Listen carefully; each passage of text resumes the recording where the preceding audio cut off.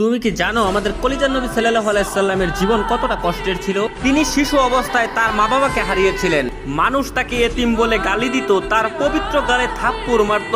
অসহায় নবীর কান্না ছাড়া আর কোনো পথ ছিল না।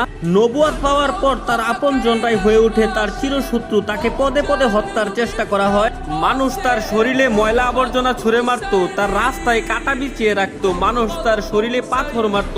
মানুষের ছোড়া পাথরে নবী করিম সাল্লাল্লাহু আলাইহি সাল্লামের দাঁত মুবারক শহীদ হয়ে যেত। নিকৃষ্ট পাষাণরা নবীর পবিত্র মুখে থুথু পর্যন্ত ছিটিয়ে দিয়েছিল।